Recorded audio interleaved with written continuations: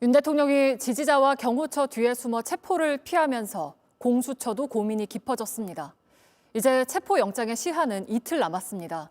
공수처는 경호처에 대한 지휘권을 가진 최상목 대통령 권한대행에 협조 요청을 하고 영장 재집행 준비에 들어갔습니다. 조혜연 기자입니다. 공수처의 첫 영장 집행 시도는 5시간 30분간의 대치 끝에 일단 실패로 돌아갔습니다.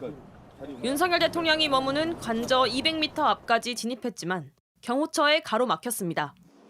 공수처는 어제 경호처 인력을 뚫고 들어가기 어려운 상황이었고 물리적 충돌 위험도 있었다고 철수 이유를 설명했습니다. 공수처는 실패 원인을 분석하고 있습니다. 특히 경호처를 넘어설 방법을 집중적으로 검토하고 있습니다. 경호처는 어제 영장 집행을 중단한 뒤에도 법적 근거 없는 무단 침입이라며 공수처에게 유감을 표명하는 등 강경한 자세를 유지하고 있습니다. 공수처는 오늘 오후 늦게 최상목 대통령 권한대행에게 경호처가 영장 집행에 응할 수 있도록 협조 지휘를 요청하는 공문을 재차 보냈습니다. 경호처에 대한 지휘 감독권이 최 대행에게 있는 만큼 영장 집행이 이뤄질 수 있도록 직접 나서 해결해달라고 요청한 겁니다. 최 대행 측은 법과 원칙에 따라서 관계 기관들이 잘 처리하길 바란다는 원론적 입장만 밝히고 있습니다.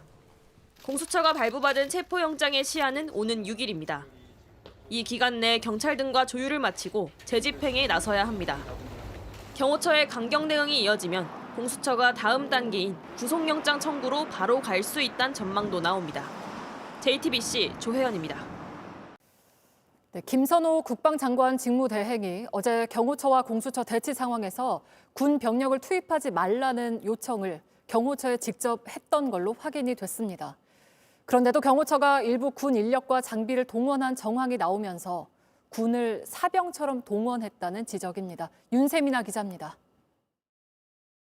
공관촌 정문을 통해 대통령 관저로 올라가는 공수처 수사관들을 경호처 직원들이 막아섭니다. 그런데 이 가운데 군복을 입은 남성이 수사관과 경찰을 밀치며 진입을 막아서는 장면이 포착됐습니다. 길목을 막아선 버스 뒤편으로 군이 운용하는 소형 전술 차량도 세워져 있습니다. 경호처 지휘를 받아 대통령 관저시설 경호를 담당하는 육군 수도방위 사령부 55 경비단 소속 인력과 장비로 추정됩니다. 군 동원 논란이 일자 경호처는 어제 병사들은 후방 근무로 전환했고 경호처 직원들로 교체했다고 해명했습니다. 이 과정에서 김선호 국방장관 직무대행도 경호처에 군 병력을 철수시켜달라는 입장을 전달했습니다. 군 소식통은 JTBC에 김 직무대행이 언론을 통해 군복을 입은 장병이 공수처 수사관과 대치하는 장면을 보고 군이 저기에 있는 건 맞지 않다는 입장을 경호처 고위 관계자에게 직접 전달한 걸로 안다고 말했습니다. 하지만 경호처 측은 김 직무대행에게 군 동원과 관련해 명확한 답을 주진 않은 걸로 안다고도 덧붙였습니다. 김 직무대행의 명시적인 요청에도 경호처가 군을 사병처럼 동원했다는 의혹이 나오는 대목입니다. 국방부는 오늘 경호처 측에 군이 지원한 55 경비단을 본래의 임무에 부합되도록 운용할 것을 다시 한번 요청했다고 밝혔습니다. JTBC 윤세민입니다. 김용현 전 국방부 장관의 공소장에는 대통령이라는 단어가 피고인보다도 더 많이 나옵니다. 왜 그런 건지 유선희 기자와 짚어보겠습니다. 자, 대통령이라는 단어가 얼마나 나옵니까? 100번도 넘게 나옵니다. 그러니까 뭐 대통령실, 대통령 비서실 이렇게 간접적으로 언급된 단어들을 빼고 윤석열 대통령 본인을 지칭하는 대통령만 뽑아내서 세어봐도 141번이 나옵니다. 네. 그러니까 김용현 전 장관을 뜻하는 단어죠. 피고인이 124번 나오는데 그러니까 공소장의 주인공보다도 많이 나오는 겁니다. 네, 그러니까 김 전 장관의 공소장인데 왜 이렇게 윤 대통령이 많이 등장할까요? 네, 공소장을 요약한 내용을 보면서 말씀드리겠습니다. 그러니까 김 전 장관의 주요 혐의 중에 하나죠.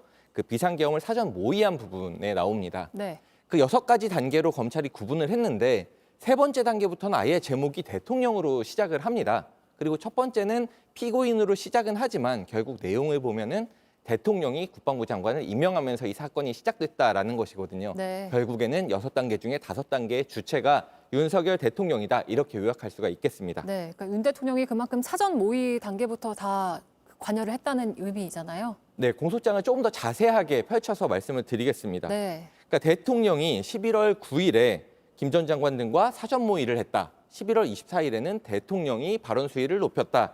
12월 1일에는 김 전 장관에게 병력 동원에 대해서 물어봤다. 그래서 결국 대통령이 폭동을 모의했다. 이렇게 써 있습니다. 네. 그러니까 제목은 김 전 장관에 대한 공소장이지만 사실은 윤 대통령의 공소장과 다름이 없다. 이런 분석도 나오고 있습니다. 네, 그러니까 검찰이 보면 폭동이라는 단어를 썼네요. 네, 83쪽짜리 공소장 가운데 36쪽이 40%가 넘는 분량이 구체적인 폭동을 설명하는 데 써 있습니다. 그러니까 폭동은 그 내란죄를 규정한 형법 제87조를 보면 나와 있거든요. 네. 결국에는 국헌을 문란을 목적으로 폭동을 일으킨 자는 처벌한다라는 내용입니다.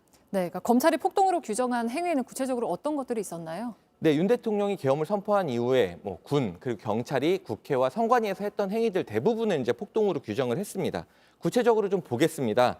그러니까 경찰이 국회를 봉쇄하고 계엄군을 들여보낸 행위, 계엄군이 국회 의결을 방해한 것들, 그리고 계엄군이 실탄과 수류탄을 소지하고 대기한 행위들, 그리고 정치인 체포조 운영한 것들, 그리고 야구 방망이 이런 것들 갖고 선관위 점거하려고 한 것들, 네. 이 모든 과정이 폭동으로 규정이 돼 있는데 이 많은 과정에서 국회 문을 부수고 들어가서 끌어내라는 등 그 윤석열 대통령이 직접 지시가 있었다 이런 부분도 다 명시가 돼 있습니다. 네, 그리고 이런 폭동 행위들이 위헌이라는 점도 명시가 됐죠. 네, 자세히 나와 있습니다. 그 공소장에는 헌법상의 국민 주권제도, 의회제도 등등등을 파괴하려는 행위, 민주사회의 기본 질서를 파괴하려는 행위로 나와 있기 때문에 국헌문란의 목적이 있었다. 그리고 이를 위해서 김용현 전 장관이 윤석열 대통령 등과 공모를 해서 군인 1,605명, 경찰 3,144명을 동원을 해서 폭동을 일으켰다. 이렇게 정확하게 명시를 하고 있습니다. 네, 잘 들었습니다. 유선희 기자였습니다.